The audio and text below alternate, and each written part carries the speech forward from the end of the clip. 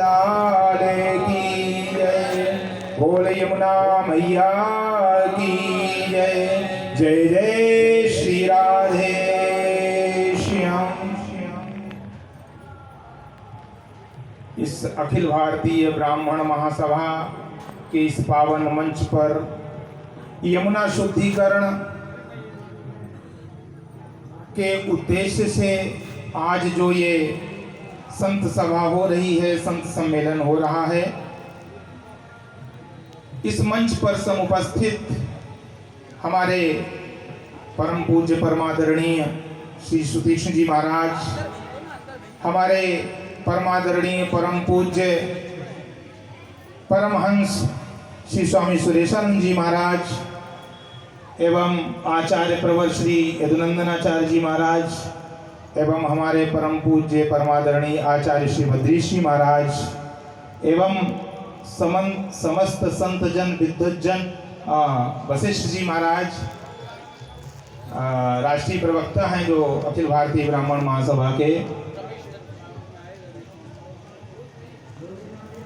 हमारे परम पूज्य रमेश दत्त शर्मा जी, सभी को जिनका नाम मैं नहीं ले पा रहा हूं, उनको सबको मेरा वंदन अभिनंदन और निजात्मक स्वरूप मेरे समस्त श्रोता बंधुओं।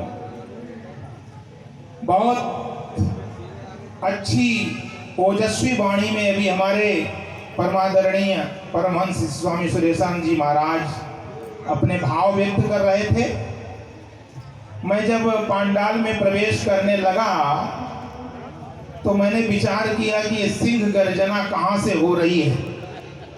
जब मैं समक्ष आया तो मैंने देखा कि ये तो सिंह जो है अपने ही जंगल का है, और ऐसी गर्जना सुनकर के आज मुझे विश्वास हो गया कि अब यमुना शुद्धिकरण के कार्य को कोई रोक नहीं सकता है।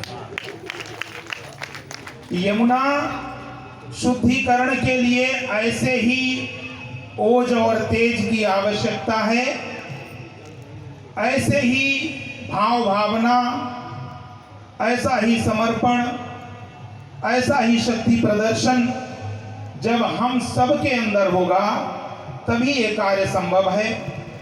यमुना ये बहुत बड़ी विडंबना है। आज यमुना दूषित होने का कारण यही है कि यमुना, देखो कोई भी नदी शुद्ध नहीं करनी पड़ती है, उसके अंदर गुण होता है, वो अपने आप को स्वयं ही निर्मल कर लेती है, बशर्ते उसकी अविरलता को न रोका जाए।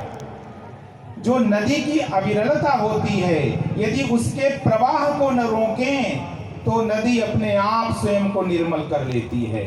आज दो ही कारण है हमारे गंगा और यमुना जैसी नदियों के प्रदूषित होने का, कि पहले तो उनके प्रवाह को हमने बाधित कर दिया है, और दूसरा कारण है कि उसमें तमाम फैक्ट्रियों के तमाम नाले, तमाम कचड़े, तमाम प्रदूषित जल उसमें डालने लगे।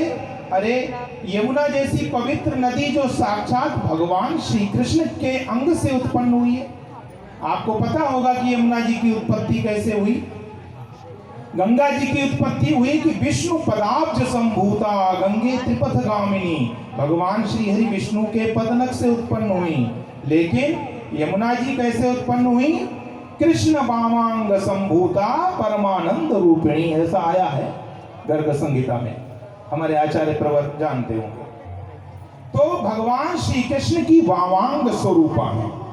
दूसरी बात, श्रीमद् भागवत महापुराण में जिस समय भगवान के विराट स्वरूप का वर्णन आता है, उसमें आया है कि नद्योस्य नाड्योथ तनु रूहाणी। ये नदियां क्या हैं?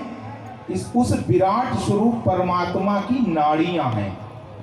और आप जानते हो, शरीर की नाड़ी यदि दूषित हो जाए, शरीर की नाड़ियों में यदि दूषित रक्त प्रवाह होने लगे तो हृदय दूषित हो जाएगा, और हृदय दूषित होने से जीवन समाप्त हो जाएगा।